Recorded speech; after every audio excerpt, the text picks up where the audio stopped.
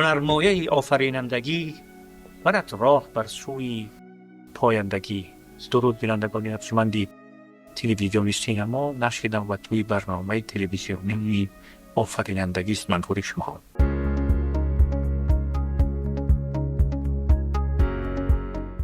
و دنبال برنامه قبلی با حضور دکتر علوم فلسفه پروفسور ازوی وابسته‌ای اکادمی ملی علم‌های تاجیکستان، دیرکتور مرکز انتروپولوژی نزد ریاست اکادمی ملی علم‌های تاجیکستان استاد محمدالî مظفری سر موضوع جایگاه انتروپولوژیا در نظام سیستمای علم‌ها صحبت می‌کنیم و مقدمه صحبت ما از این ترکیب است که از 30 می سال جاری در مجلسگاه اکادمی ملی علم‌های تاجیکستان گزارش ویژه علمی استاد محمدالî مظفری تحت عنوان جایگاه انتروپولوژیا در نظام سیستم علم‌ها مورد بررسی و جمله دانشمندان و محیط اکادمی ملی علم‌های تاجیکستان قرار گرفت و در دایره در چارچوب محفل علمی خردی ریاست اکادمی ملی علم‌های تاجیکستان استاد مظفری سر همین موضوع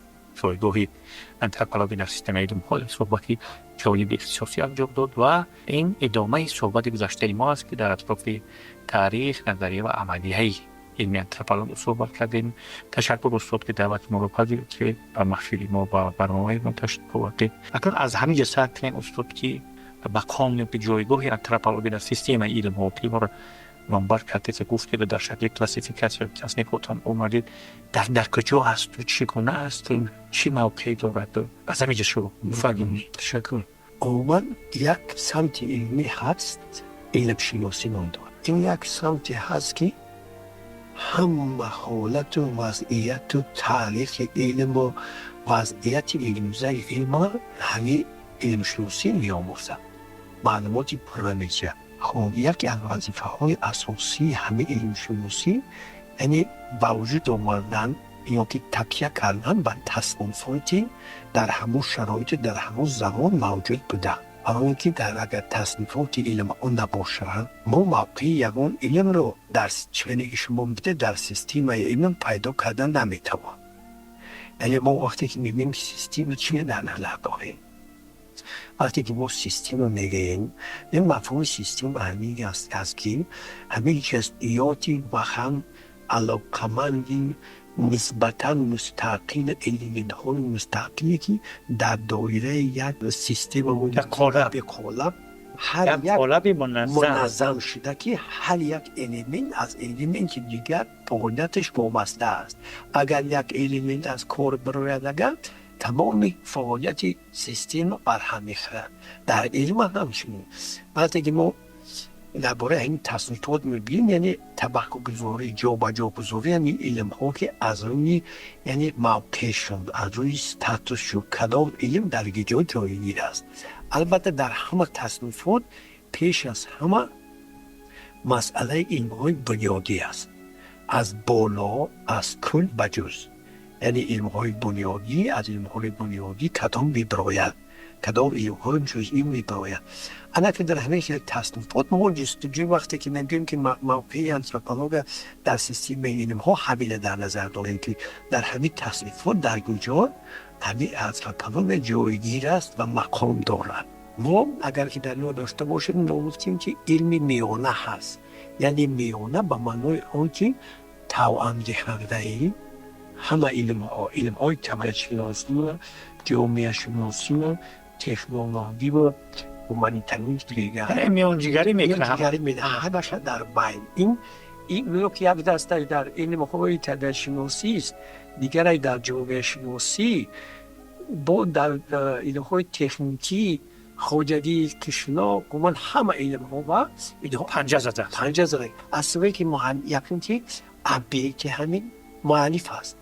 مؤلف هم تکنیک هست، هم اجتماعیات هست، هم طبیعت شناسی است. دیگر مؤلف در این علم نیست. برای همین علمی که همین مؤلفی را می‌آموزد همون انتروپولوژی است. پس موقعش در اینجاست. مثلا در تقسیم علم‌ها همین یک کوشش هم کرده.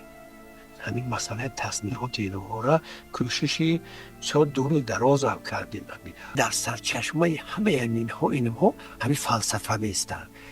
موقع فلسفه هم از جهت تاریخ هم از جهت منطق باید که در سرچشمه علمها باشد، برای که همه علمها شاخه از همین گرفتن. انا اکنون پس از اینکه آغاز شد اکنون علمها را به 8 گروه جدا کردیم. یکم اگه در شکلی که ما موندیم ما علمهای طبیعت شناسی مانیتری نرفتیم، ما با یک مفهوم وسیع‌تر اینها جمع بست کردیم. همه علمهای طبیعت شناسی علمهای کیهان شناسی هستند. همه علم طبیعت شناسی منطقاً نامگذاری مگر میشد علمهای کیهان شناسی. از چی سبب؟ از سببی که 4 تا شکل هستی که هست، 4 تا شکل هستی در هستی شناسی هم 4 شکل هستی است. یکم کیهانی مادی، دوم انسان، سوم جامعه، چهارم متافیزیکی. اگر متافیزیکش ممکن نیست، دانش کی هست و هر شکلی هستی است. یعنی میدان وسیع است که همه اندیشه ها و اخبارات در همونجا پیدا میشن. وقت فضا همین 4 شکلی هستی. اگر این در قسم هستی شناسی بود، اما در هر قسم هستی شناسی الان نگاه کنید، سوم جا را همه چی میگیرن، антропология میگن. اینها نامشون میدونید چه که هستن؟ اینها نامشون علم‌های عمومی هستی شناسی. هستی شناسی برای چی؟ برای که هستن، موجودن. برای این هستی شناسی میگن. انا اگه 4 تا دیگر اون طرف علم‌های معرفتی هستن. با معرفتی کی؟ معرفتی خیلی انسان با این معرفت انسان داخل دارد. اونجا هم دست دارد. در همین دست هم در هستی در معرفت معرفش با خودی انسان. خودش موقعش در اینجا، نیکی موقع معرفتی در اون طرف. یکم گفتیم که این فلسفه که مثل معرفت دومش این زبان در تنهایی زبان روان یک جویه یک سمت اینی است. نمیگه پسیخولوژی نیست که میگم. انا هرش یک جویه اینم علمی بنیادیست، علمی اولین است. فکر کنید که زبان نباشه منطق هم نیست، ایمان نیست، معرفت هم نیست. دوتا علم متماتیکا، لینگویستیکا، سومش منطق دیالکتیک میگن، منطق درست دیالکتیکی. خب چهارمش مثلا متن شناسی. همین 4 تا علمی بنیادی است. 4 تا علمی بنیادی از یک طرف، 4 تا علمی بنیادی در بخش معرفت شناسی شونه. ها این بخش معرفت شناسی است. انا اگر انسان شما داخل کردیم در همون هستی شناسی سیم، لیکن سر کار داره با این طرفش، با شناختن سر معرفت. با معرفت هم باید داره. بیاخی انسان معرفت کیست؟ معرفت انسان باقی شکل چخیل علم‌ها را توأم کرده است، چخیل علم‌ها را در خود گرفته است که به این نمیشه. برای همین علم میان رو، علم متحد کننده، علم توأم کننده، علمی که نه فقط در یک سمت است، در 2 سمت است. با اینا صحابیش میتونیم بگیم؟ البته بین صحابی که صحابه همشون جواب میدن. اگر که عجیبش این که خودش ابیکت وزش است، با خودش سوبیت معرفت هست، دارنده و بیننده و گوینده و اثبات کننده این مسئله های معرفتی است. این در 2 جنبه واقع دارد. انا که از اونها سر میزند، مثلا که ما نوبل کردیم 17 تا سمت رو، 17 سمتی که نظریه антропология رو تشکیل میدهند. هم علمی سمت ها برای هم یعنی سمت ها رو آوردن. 49 تا سمت علمی، هم 49 تا سمت علمی با همین 17 تا می‌آموزن. انا که برای یک انسان برای طبیعت ماهیت شمایه کردن 49 سمت متخصصی که سر کار دارن همه انسان می‌آموزن. فقط معلومات در مورد همه جمع میشن. این 49 تا معلومات پیدا میکنند و اینها را در همون 16 17 سمت پره میگردونند. آنها او سمتها نسبت به اینها با علمهای بنیادی تر حساب میشوند. بنیادی درجه دوم. خودی антропология علمی بنیادی درجه اول هم باشد که آنها درجه دوم هستند. انا فکر کنید برای آموختن انسان چقدر متخصصان جلب شده در مرکبی علمی. مثلا اگر یکی با تقسیم کنیم به اندام ها اگر تقسیم کنیم معنی سر قریب 10-15 سمت علمی فقط معنی سر انسان را بیاموزد. عضوهای درونی انسان که از هفته عبارت هستند، علمهای شخص شده، علمهای ملایمی که در جسم انسان هستند، اینا هر کدامش یک تایی علمی بنیادی درجه دوم می‌آموزد، هر کدامش با سمت‌های دیگر می‌آموزد. اگر همین معلومات جمع می‌شود در علم بنیادی антропология باید که توی درجه 100 شود. اگر 100 نشود دانشجو می‌خواند антропология. یا که مثلا هم در سن‌های پیشتر می‌خواند علم آدم در نیوتن باشه و نتوه فیزیولوژی گیجیه نمیو در همون علمی آدم همون آدم بیاموختن. اما اگر اینها همه سمت‌ها مثلا اگر که نباشن یک سخن خشک خوریم تو میشه در مورد طبیعت انسان گفت. یعنی همین 49 تا اخبار اینفرماسیون موردی که در این به دست آورده میشن هم به اینها در مجموع رفته در یک شکل اینها خودی همین антропология را تشکیل میکنن. همچنین علمش هم تاریخش هم نظریش هم عملش تشکیل میده. اگر از همین 49 این که گفتیم 24 تا سمتی تیب سر کار با کی دارد؟ انسان به انسان دارد. همین انسان هم بیاموزد. فقط با همه تفاوتش همه که تیب طبیعت انسان از نقطه نظری مریضی بیاموزد. بیمار که شد عضوهای درونی که بیمار شدن این مسئله آموزش تیب میشه. نه که همه عضوهای درونی هم در شکل سالم بودن شد. اینا ابیت آموزش антропология هستند. برای همین антропология به همین علم تیب بسیار توأم است. یک سمت علمی هست که антропология سخنی اگر دیم همین 3 سمت بسیار با антропология چسبیده هستند. یکی علم تیب، دوم پداگوژیکا، تربیت، سیوم کریمینالیستیک. برای چی هستید؟ برای اینکه هر سیاش سر کار با آموزش طبیعت و ماهیت انسان دارد. برای پداگوژ چی لازم؟ انسان رو بیاموزد. از نظر تعلیم و تربیتی بها می‌دهد. چی؟ البته نظر پاتولوژی معنی کریمینالیستی از نظر جرایم و جنایت بها می‌دهد. برای همین ابیکت آموزش همین علم‌ها فقط انسان است. ضرورت یکم که ضرورت آموزش انسان تا کم درجه. ما در حیات هر روز مثلا فکر می‌کنیم خیلی انسان ما می‌دونیم معلومات برای انسان داریم چی یک مشکلی دستگیری ما همین انسان را مثلا مشکلی خیلی زیاد است. مشکلی اول زیاد که از نظر مریضی و از نظر سلامتی معاینه کردن طبیعت انسان خیلی مسئله مشکل است که تیب می‌آموزد. خیلی مشکل است.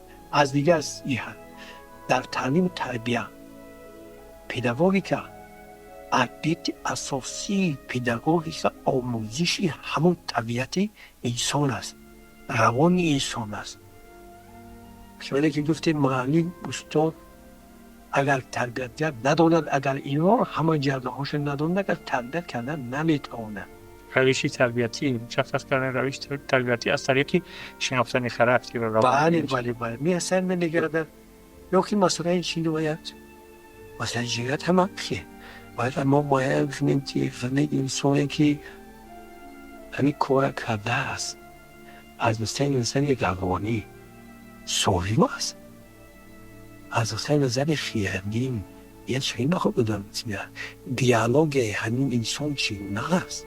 شاید که نقشی در همون دیالوگش باشن، مسئله اخلاقش چی باشن میفید آدم ها، مسئله تعلیم تربیت چی باشن میزان. همه این مسئله ها در آشکار کردن جنایت هر شناختن یک جنایتکار همه اینها یک جای با بشود. اینا همه میآموزند.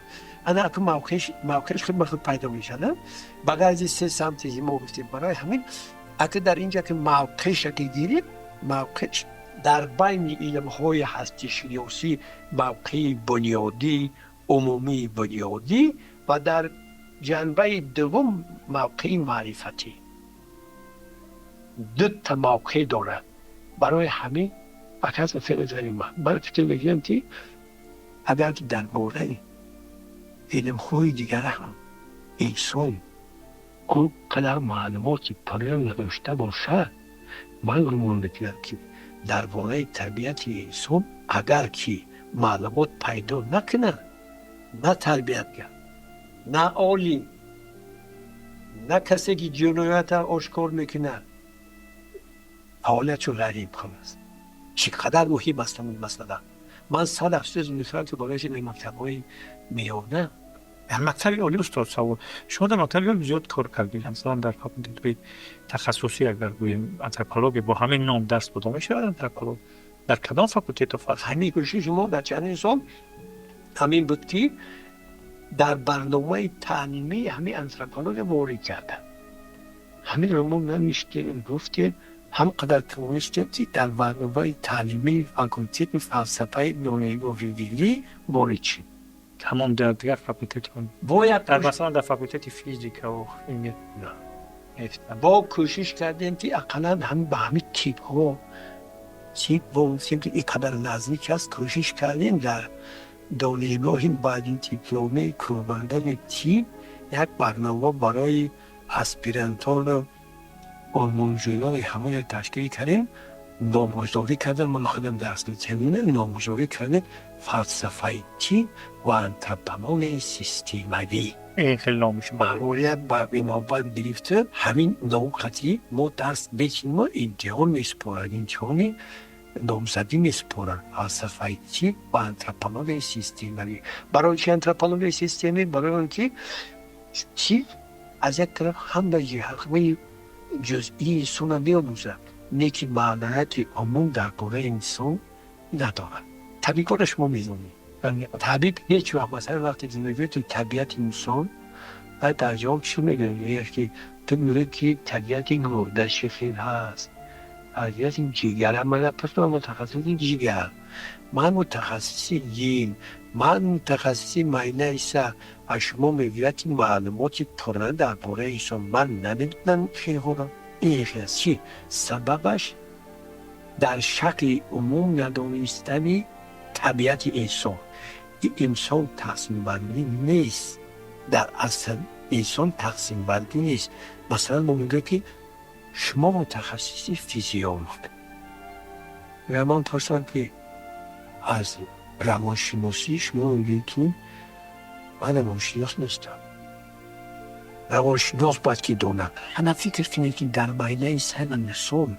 روانش یک طرف است و فیزیولوژیش طرف دیگر است نه یعنی همشون یک جویه هست اپلیکسیون مختلفشان برای نظام تشکر استاد تشکر که یک صحبتی اجمالی هم که باشد مختصر هم که باشد از سر جایگاهی آنتروپولوژی در سیستم علم‌ها و همون نامی که من باید یادآور شدم که کتابی مخصوص شما در باره بیشتر برآمد با نام آنتروپولوژی سیستمائی که دیگرش برآمد دیگرشان و ترمیم رویان در همونجا همون یک روش نظاممندی آنتروپولوژی در سیستم علم و یک علمی بین ساحوی بودن آنتروپولوژی نشان دادید و باور داریم که بینندگان ارجمند ما هم سر این موضوعها و سر این مسابقه‌های که شما مطرح کردید اندیشند و جهتی مقامات داخلی جهتی در برنامه‌های تعلیمی جالبانه حتی در مکتب میانه هم ضرور هستند مثلا سیمپای بالایی نهاده این هم خوانند در برابر همون یک دیسیپلین آدم تو دادن شده در برابر این جنبه‌های مثلا روانی و جنبه‌های اختیاراتی و جنبه‌های معنوی انسان در برابر جنبه‌های فیزیولوژی نمیشن و آناتومیش بودن خوب میشود و این تنها در آنتروپولوژی چونه که شما گفتید در یک کلاس برآوردن ممکن است که آنتروپولوژی علمی است که همه ساحه‌ها رو به هم می‌آورد و هم می‌آورد به یک روش به یک سمتی نظاممند تحریک می‌دهد. تشکر استاد دیگر باشید. بینندگان از من رسیدیم به پایان برنامه روزگاری خوش و بردوام و ایام بکام.